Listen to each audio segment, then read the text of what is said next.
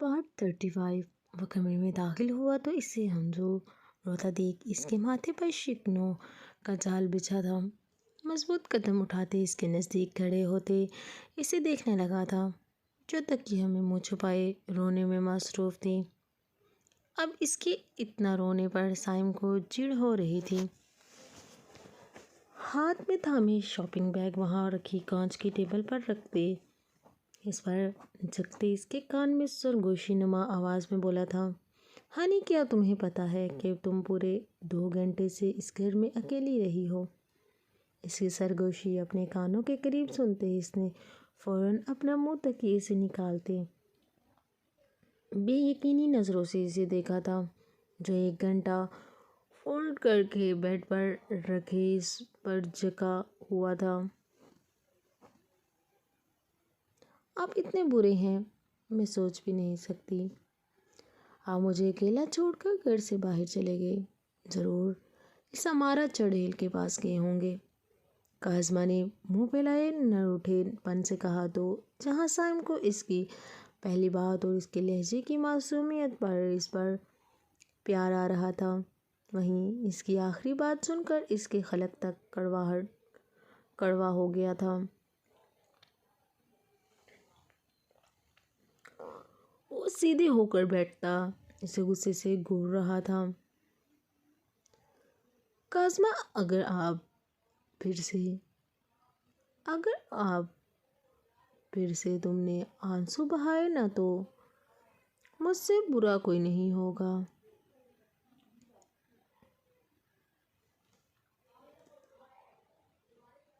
مجبوراً وہی سائم بننا پڑے گا اور پھر تمہارا برا ہونا خطاب بھی میں خوشی سے لوں گا۔ اس کو دوبارہ رونے کی تیاری کرتے دیکھ وہ اکتائے ہوئے لہجے میں بولا تھا، میری زندگی میں شاید سب کے آنسو صاف کرنا رہ گیا ہے۔ تھوڑی دیر پہلے رویکا کا روتا چہرہ یاد کرتے اس کا موڈ بری طرح آف ہوا تھا۔ اس کی بڑبڑاہٹ کاظمہ نے باوقار سنی تھی۔ آپ مجھے اتنا رلا کر کس کے آنسو صاف کرنے گئے تھے؟ کاظمہ نے اس کو کڑے جتنوں سے گھورتے پوچھا تھا۔ سائم کے لہجے میں چھپی جلن کو محسوس کرتے مسکرائے بنا نہیں رہ سکا تھا۔ اس کا یہ بدلہ انداز اسے بہت پسند آ رہا تھا۔ اب جب تم نے کہہ دیا کہ میں امارا کے پاس گیا تھا تو تمہاری بات کی نفی کیسے کر سکتا ہوں؟ اچھے شوہر تو اپنی بیوی کی ہر بات مانتے ہیں نا؟ سائم کہنے کو بیڈ پر ٹکائی ہتھیلی پر اپنا سر رکھتے نیم دراز ہو کر اس سے بولا تو کاظمہ منہ کھولے صدمے سے اسے دیکھنے لگی۔ ہاں تو یہ خصوصیت اچھے شوہر کی ہوتی ہے۔ آپ کو کس نے کہہ دیا کہ آپ اچھے شوہر ہیں؟ زیادہ ہی خوش فہمی پال رکھی ہے آپ نے، کاظمہ نے ناک سی مکھی اڑانے والا انداز میں کہا تو سائم نے پہلو بدلا تھا۔ اس کی بات ٹھیک ہی تھی، وہ ابھی تک ایک برا شوہر ہی ثابت ہوا تھا جس کی ذات سے صرف کاظمہ کو تکلیف ہی پہنچی تھی۔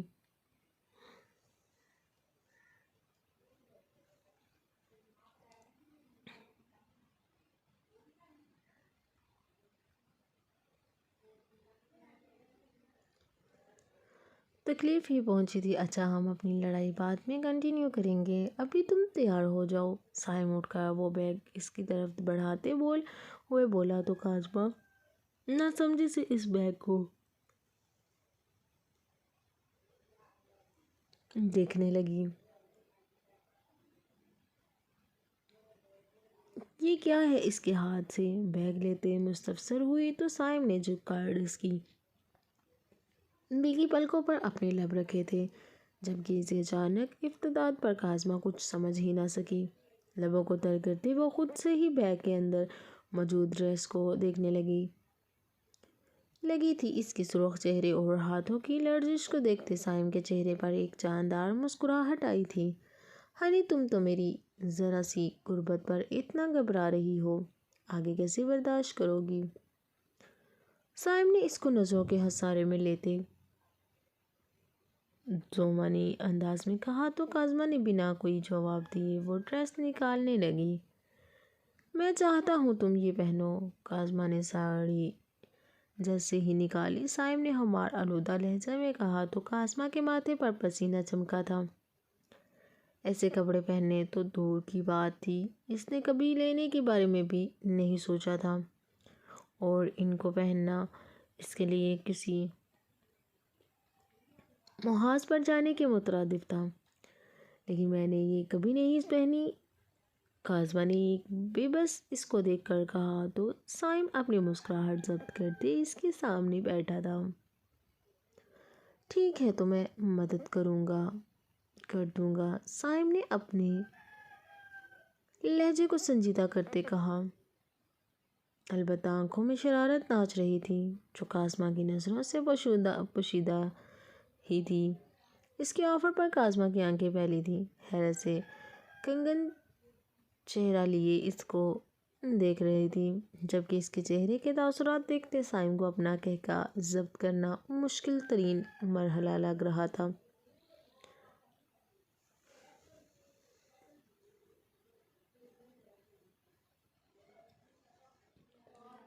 ضبط کے باعث سے سارا چہرہ سرخ ہو گیا تھا۔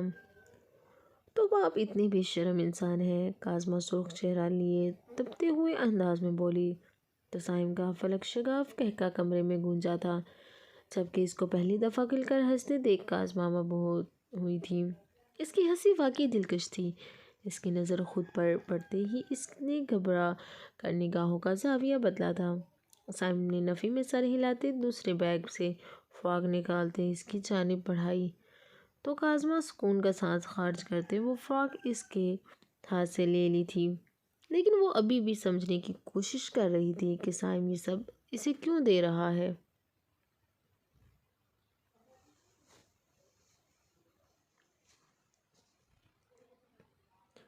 بلیک کلر کے پیروں کو چھوتی فراک جس کے نیٹ کے بازو پر وائٹ سٹون سے کام کیا گیا تھا، ساتھ میچنگ ایئرنگز دیکھتے وہ پریشانی سے معاملہ سمجھنے کی کوشش کر رہی تھی جب سائم کی آواز اسے ہوش میں لائی۔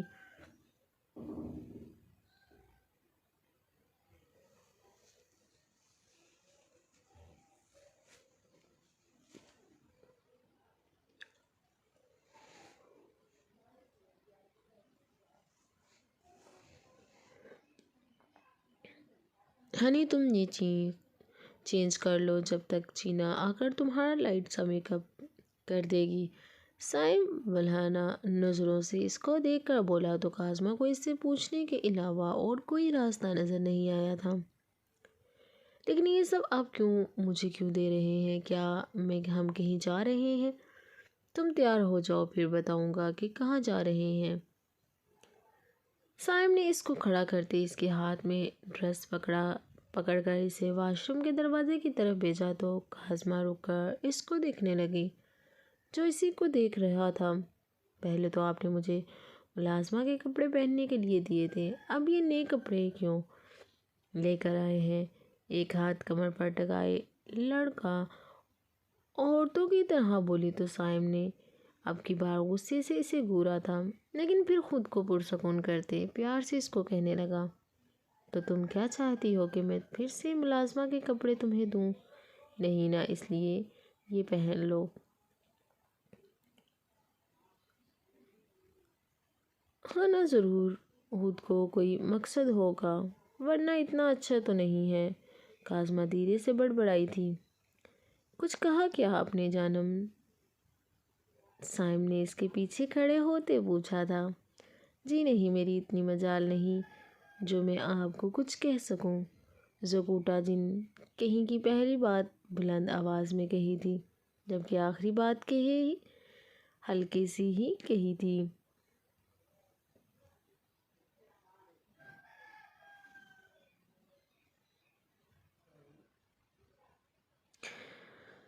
اچھی بات ہے، ویسے بھی اچھی بیویاں اپنے شوہر سے زبان درازی نہیں کرتی۔ سائم نے اس کے گال پر اپنا ناک ٹریس کرتے کہا تو کاظمہ بدک کر پیچھے ہوئی تھی۔ اچھی بیویاں اچھے شوہروں کو ملتی ہیں، میں پتہ نہیں آپ کو کیسے مل گئی۔ کاظمہ مسکراہٹ روکتے اس سے کہتی سائم کو بری طرح چونک آ گئی تھی۔ وہ حیران سا اس کی زبان کے جو حرف سن رہا تھا۔ ایک نظر اس کے بندے دروازے کو دیکھتے وہ بعد میں ٹمٹمانے کا سوچنے خود کمرے سے نکل گیا تھا۔ کاظمہ نے یہ فراق پہن تو لی تھی لیکن اب اسے سائم کے سامنے جانے کا سوچتے ہی گھبراہٹ ہو رہی تھی۔ پیروں کو چھوتی فراق جس کا گلا کافی ڈیپ تھا، جس کے بیک پر لگی ڈوریاں جس کی مدد سے گلے کو سیٹ کیا تھا، نیٹ کے بازو جو اس نے آج اس سے پہلے کبھی نہیں پہنے تھے۔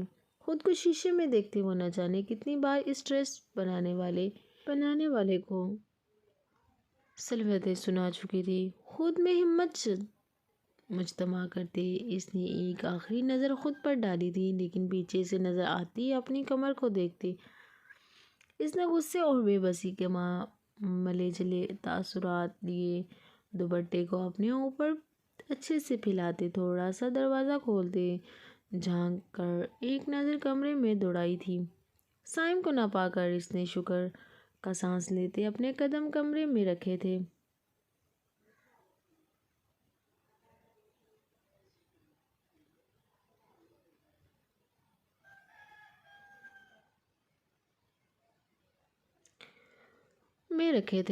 جلدی سے دوپٹہ اتارتے ڈرائر نکالنے بال سکھانے لگی تھی، گاہ بگاہ نظر دروازے پر بھی ڈال لیتی تھی۔ سائم کا موبائل بیڈ پر بجتے اس کے ہاتھوں میں تیزی آئی تھی۔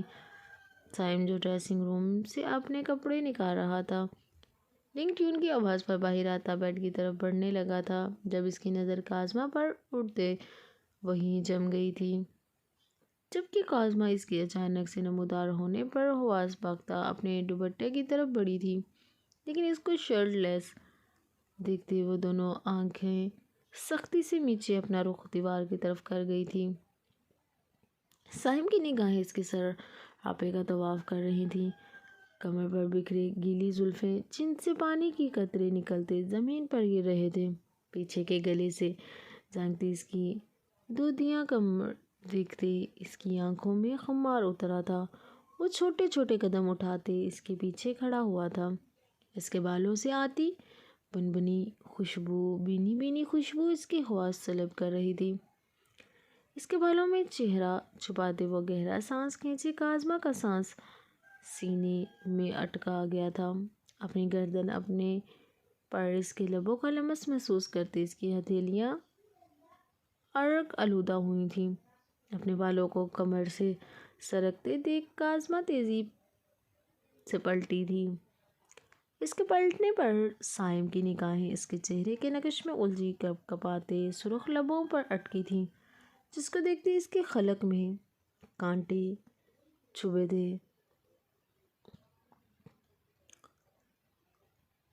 اور وہ ایک ہاتھ اس کی گردن کے گرد پلٹتا پوری شدت سے اس کے لبوں پر جھکا تھا کہ اس کے عمل سے کاظمہ کی آنکھیں بھری تھیں۔ اس کے لمس میں بڑھتی شدت کو محسوس کرتے کاظمہ نے اس کی کندھے کو تھاما تھا۔ کچھ توقف بعد وہ پیچھے ہوتے اس کو گہرے گہرے سانس لیتا دیکھنے لگا تھا۔ شدت بھرا لمس اس کے گال پر چھوڑتے وہ اسے اپنے خسارے سے آزادی دیتے ڈریسنگ روم میں بند ہوا تھا، جبکہ کاظمہ ابھی بھی اسی پوزیشن میں کھڑی تھی جب چینا اندر آئی تھی۔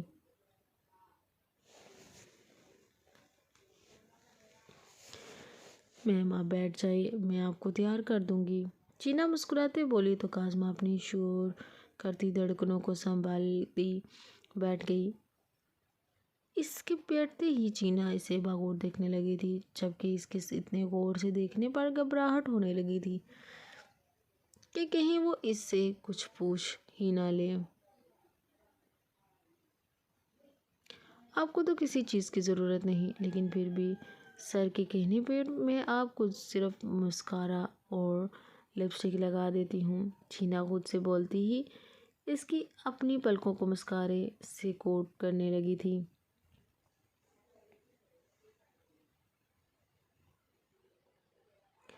لپسٹک ریڈ لگانا، وہ جو پنک کلر کی لپسٹک اٹھا رہی تھی، اس کی سنجیدہ آواز پر پیور ریڈ کلر سے اس کی لبوں کو رنگین سبز نگینوں میں کاجل ڈالے اس نے اس کے بالوں کو ڈھیلے سے جوڑے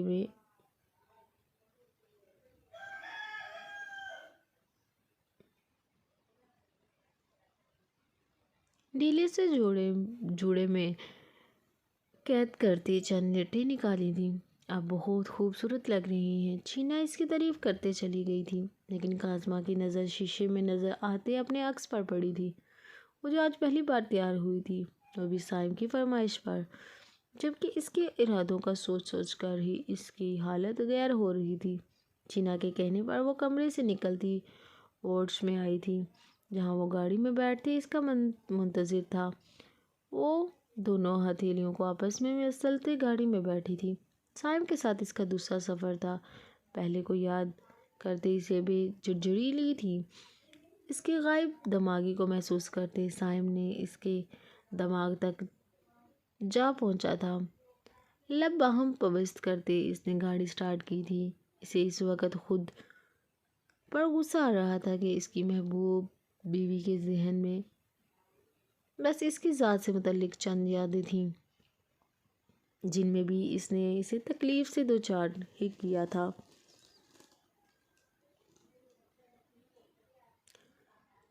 ہم کہاں جا رہے ہیں؟ کاظمہ نے ایک چور نگاہ اس کو دیکھتے دوبارہ اپنا رخ کھڑکی کی جانب کیا تھا۔ وہ جو سوچوں میں مخو تھا، اس کی آواز پر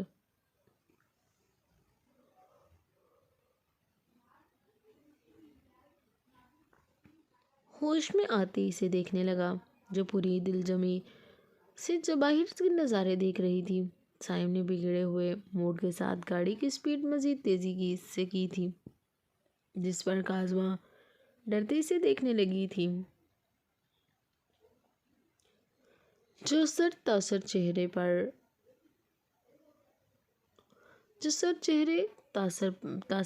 پر سجائے ڈرائیونگ کر رہا تھا۔ میں نے پوچھا کہ آپ مجھے کہاں لے کر جا رہے ہیں؟ کاظمہ نے اب کی بار چلا کر پوچھا تو صائم نے اس کی طرف دیکھا تھا، جو اس کے دیکھتے ہی نگاہوں کا زاویہ بدل گئی تھی۔ یہ تم نگاہیں کیوں چرا رہی ہو؟ صائم نے مسکراہٹ روکتے پوچھا تو کاظمہ گڑبڑائی تھی۔ نہیں تو میں کیوں نگاہیں چراؤں گی؟ کاظمہ نے دوپٹے کو ٹھیک کرتے صائم سے زیادہ خود کو یقین دلایا تھا، جبکہ صائم کی شوق نظریں اسے ہی بھاگ جانے پر مجبور کر رہی تھی۔ اچھا ٹھیک ہے، تم کہتی ہو نا، مان لیتا ہوں۔ صائم نے ایک جگہ گاڑی روکتے اس سے کہا تو کاظمہ بھی اس کی پیروی کرتے دروازہ کھولتے باہر نکلی تھی۔ بس تھوڑی سی دور ہمیں پیدل جانا ہے۔ صائم نے اس کا ہاتھ تھامے نرمی سے کہا تو اس نے اثبات میں سر ہلایا تھا۔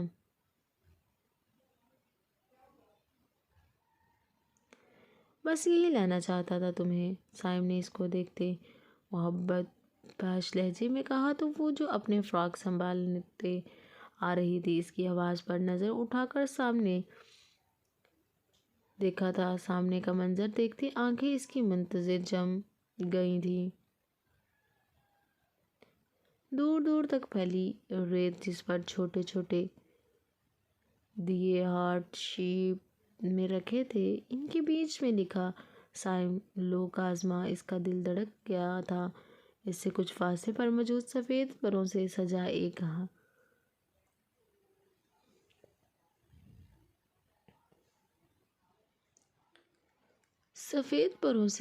ایک ہٹ، جس کے چاروں طرف لگے پردے ہوا کے دوش سے لہرا رہے تھے، وہاں تک پہنچنے کے لیے پھولوں سے روشن بنائی گئی تھی۔ زمین پر لگے مخملی بستر پر سرخ گلابوں کی پتیاں دیکھتے کاظمہ ایک نظر صائم کو دیکھا تھا، جو بہکی نگاہوں سے اس کی طرف دیکھ رہا تھا۔ کاظمہ نے اپنی دوسری طرف دیکھا تو وہاں بھی پھولوں اور سفید پروں سے سجائی جگہ تھی، جس کے بیچ میں موجود ایک چھوٹی سی ٹیبل اور 2 کرسیاں رکھی تھیں۔ یہ سب دیکھتے اس کے گلے میں گلڑی ابھر کر معدوم ہوئی تھی۔ اس کے ارادے جان کر اس کی پیشانی پر پسینہ چمکنے لگا تھا، جبکہ دل تو پسلیوں میں دھڑک رہا تھا۔ تو پھر کیسا لگا تھا تمہیں یہ سب؟ صائم نے اس کو پوچھنے پیچھے سے ہنسارے میں لیتے اس کی گردن پر لب رکھے تو کاظمہ نے سختی سے اپنی مٹھیاں بند کی تھیں۔ سائم گر چلے، اس کے لبوں کا لمس جا بجا اپنی گردن پر محسوس کرتے کاظمہ نے کب کباتے پوچھا تھا۔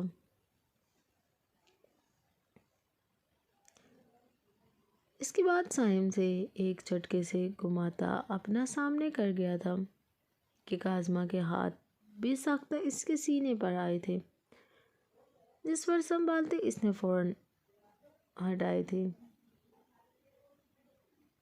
کیا کہا تم نے کہ گھر چلیں؟ مطلب کاظمہ میری سارے دن کی محنت تم اس طرح برباد کرو گی؟ سائم نے صدمے سے پوچھا تو کاظمہ حیران ہو گئی۔ حیران ہوتی کہنے لگی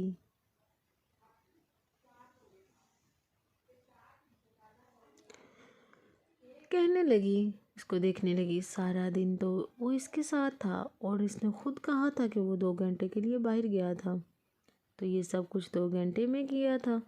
کاظمہ کے لیے یقین کرنا مشکل ہو رہا تھا اس نے کیا ہے یہ سب کچھ۔ کاظمہ نے اپنی حیرت چھپائے بنا پوچھا تو سائم نے بہت ضبط سے اس کے چہرے کی طرف دیکھا۔ یہ سب جس نے بھی کیا ہے نا، تم یہ سب سوچ کر اپنے ذہن پر زیادہ زور نہ ڈالو، آ جاؤ کھانا کھا لو۔ سائم غصے سے اس کو گھورتا اس کا ہاتھ تھامے ٹیبل کی طرف گیا تھا، اس کے کاندھے سے ڈھلکتی چادر کو ٹھیک کرتے اس کے سامنے رکھی کرسی پر بیٹھتے کسی کو میسج ٹائپ کیا تھا۔ جب 10 منٹ بعد وہ لوگ جو ویٹر کے لباس میں تھے ان کے آگے کھانا رکھتے وہاں سے چلے گئے تھے، کاظمہ داد دیتی نظروں سے سائم کی طرف دیکھا تھا جو اس کی پلیٹ میں فرائیڈ رائس اور منچورین نکال رہا تھا۔ اپنے سامنے اپنا پسندیدہ کھانا دیکھتے اس کی بھوک چمکی تھی۔ اس نے سائم کے اشارہ کرنے پر کھانا شروع کیا تھا۔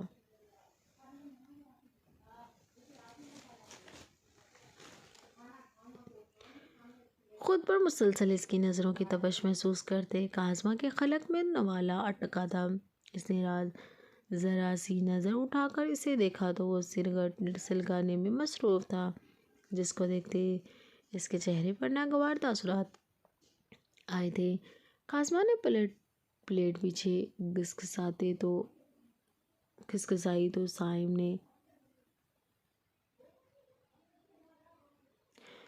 نے اس کی پلیٹ میں دیکھا تھا جہاں سے 1-2 چمچ ہی کھایا تھا۔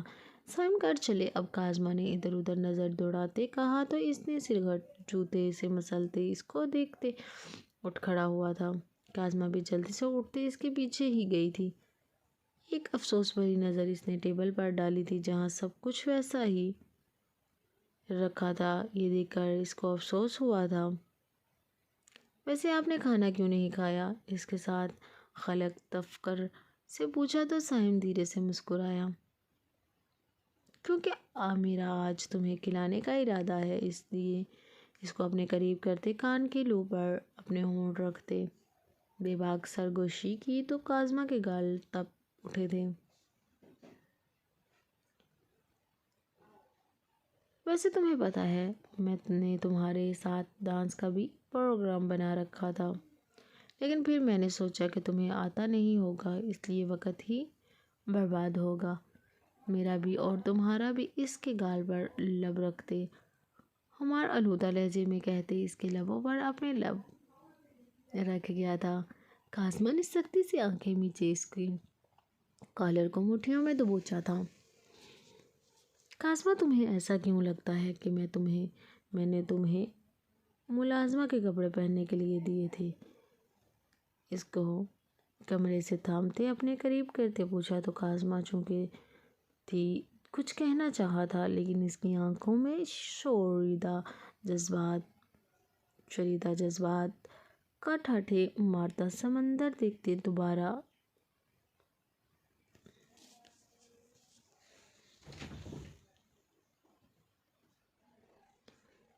اپنا سر جھکا گئی تھی۔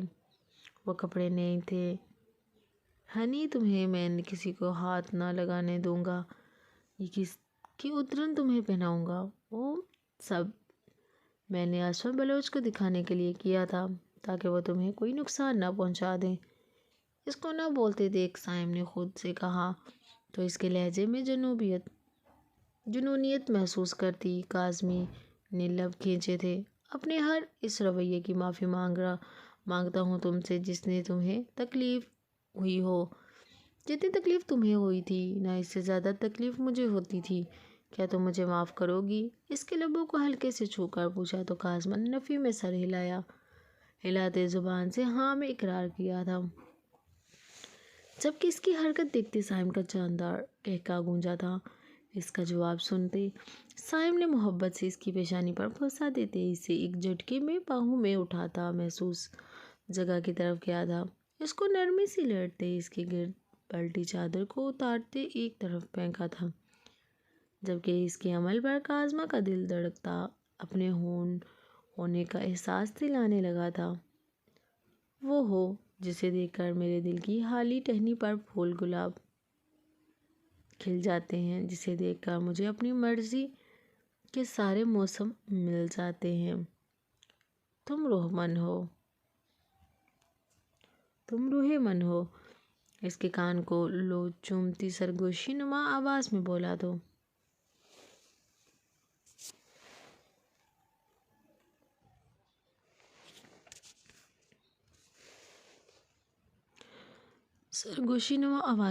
اس کی بھاپ اڑاتی سانسیں اس کے چہرے کو جلس رہی تھی۔ اس کا وجود لرزنے لگا تھا۔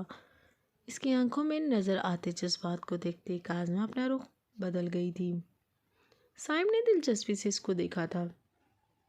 اس کے کمر پر باندھی ڈوریوں کو دیکھتے اس نے ایک جھٹکے میں انہیں کھولا تھا۔ روحمن آج فرار ممکن نہیں ہے۔ آج تم میں کھو کر سائم بلوچ اپنی ذات کو بھی بھولنا چاہتا ہے۔ اس کا رخ اپنی جانب کرتی اس کی گردن سے دوپٹہ نکالا تو کاظمہ آنکھیں میچے بیڈ شیٹ کو مٹھیوں میں جکڑ گئی تھی۔ اپنی گردن پر اس کے لبوں کو بجا محسوس کرتے کاظمہ کا تنفس بگڑنے لگا تھا۔ دونوں ہاتھوں کا زور لگاتے اس کو پیچھے کیا تو سائم نے ضبط سے اس کی حرکت کو دیکھا تھا، جو انگلیوں کو مروڑتی پریشان نظر آ رہی تھی۔ اس کے ہاتھوں کو اپنی گرفت میں لیتے پوری شدت سے اس کے لبوں پر جھکا تھا کہ اس کی گرفت میں وہ پھڑپھڑا کر رہ گئی تھی۔ کئی آنسو سبز نگینوں سے ٹوٹ کر اس کے چہرے پر بھی گرے تھے۔ جنہیں محسوس کرتے وہ نرمی سے پیچھے ہوتا ایک جھٹکے میں اپنی شرٹ اتار کر گیا تھا۔ شدت برے جسارت کرتا وہ اس کے رہے سہی حواس بھی سلب کر گیا تھا۔ کاظمہ کا دل اچھل کر خلق میں آیا تھا، جبکہ وہ اس کے کندھے سے شرٹ سرکاتا خود کو اس وجود میں گم کر گیا تھا۔ اپنی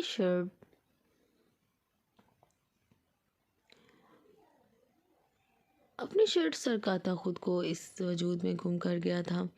اپنی شدتوں کی بارش میں بھگوتا وہ اسے اپنے ساتھ کسی اور ہی دنیا میں لے گیا تھا۔ اس کی باہوں میں پگھلتی وہ خود کو اس کے رحم و کرم پر چھوڑ گئی تھی۔ وہ جو سارے پردے گراتا اسے اپنے نام کر گیا تھا۔ نیکسٹ پارٹ جاری ہے۔ پلیز آپ کو میرا چینل پسند آیا ہو تو میرے چینل کو سبسکرائب اور بیل کو پریس کریں تاکہ میری آنے والی ویڈیو آپ تک پہنچ سکے، اور کمنٹ میں ضرور بتائیے کہ آپ کو میرا ناول کیسا لگا۔ اوکے، اللہ حافظ۔